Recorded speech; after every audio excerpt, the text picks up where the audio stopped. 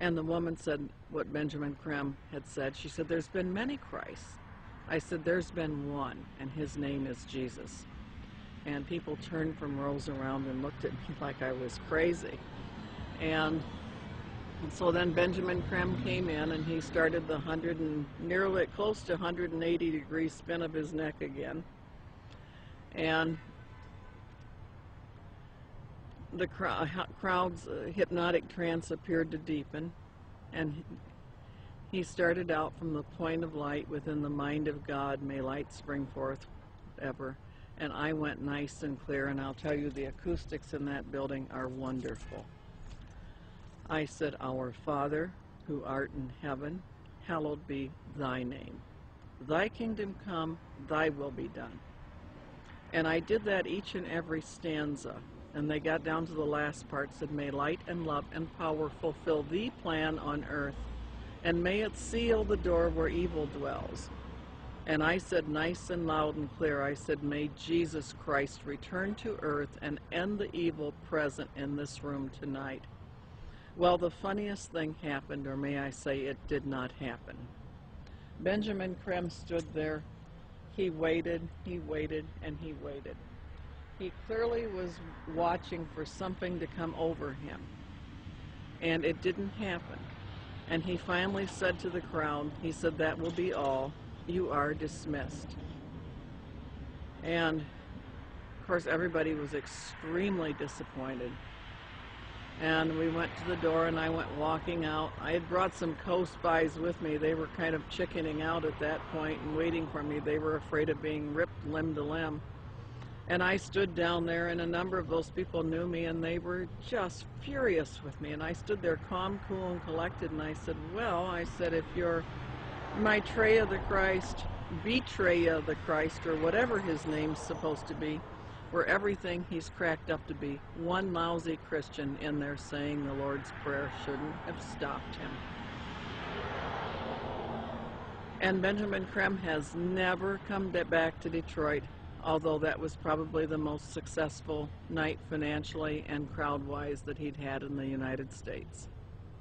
The following is a video taken in Iraq at a Shia Muslim festival. Share International and Benjamin Creme have put out that this is indeed an appearance of Maitreya, the supposed world teacher for the age of Aquarius, one world government. Commenting on this video, Share International reports, quote, Imam Mahdi, unexpected appearance, proclaims the title of a video posted on YouTube. A miraculous figure of glowing brilliant white light appeared on a video filmed in Karbala, Iraq, on the night of Ashura, 6 January 2008. This Shia Muslim ceremony commemorates the martyrdom of the grandson of the Prophet, Hussein, whose tomb is in Karbala.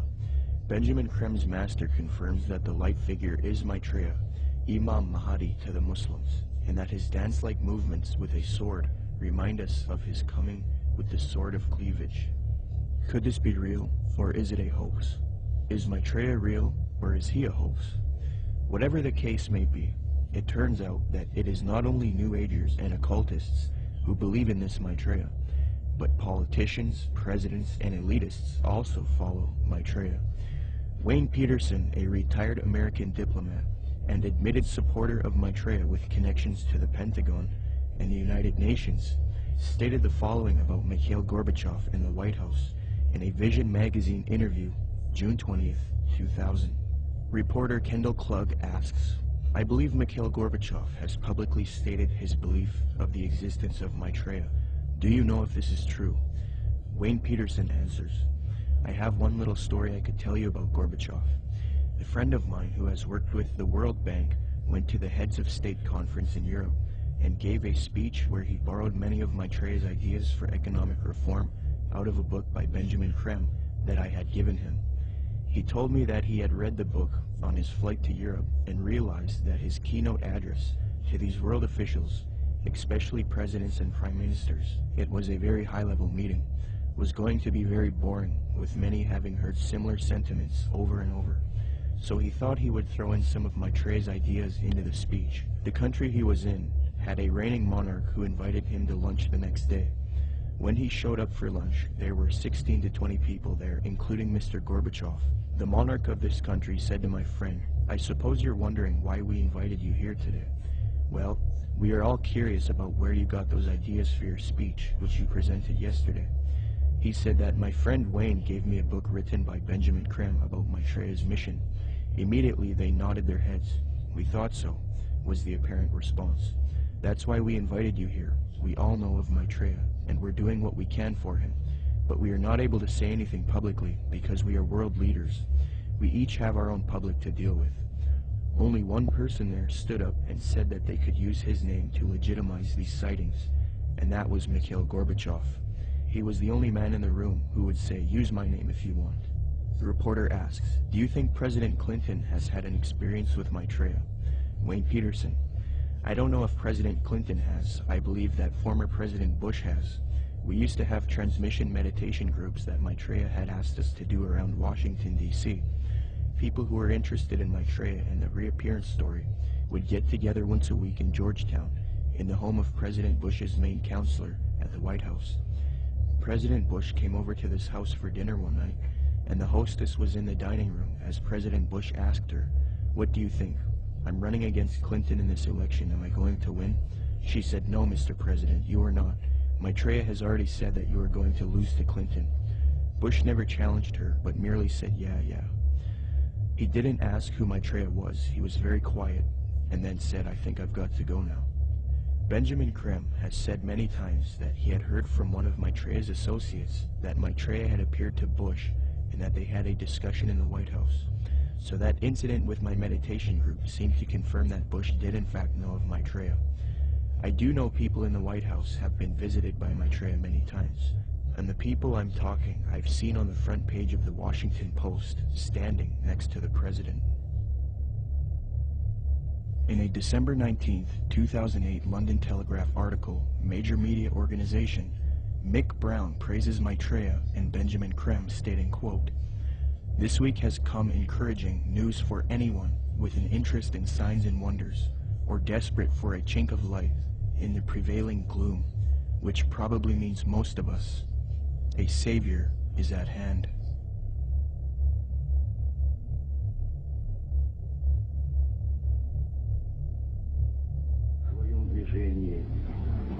Другом направлении, к новому мировому порядку. I think even that does not describe why the world has changed so much and why the world has turned so much toward a new world order and a new kind of civilization. Maitreya is one of the main Theosophy in Maitreya. The whole UN movement, the whole Lucis Trust movement, world goodwill, they're going out of the way to try to discredit it and say, well, you know, Jesus, all he really was a disciple of Maitreya. He's still a disciple of Maitreya. Maitreya is over him, and Jesus, they believe what happened is Jesus heralded in the age of Pisces. Now what we're going to be doing is now we need to herald in the age of Aquarius. This is where the New World Order comes in, and this is what Maitreya is going to bring. So we're going to de-emphasize Jesus, and we're going to move over to Maitreya. Jesus is just a disciple of Maitreya anyway, according to them.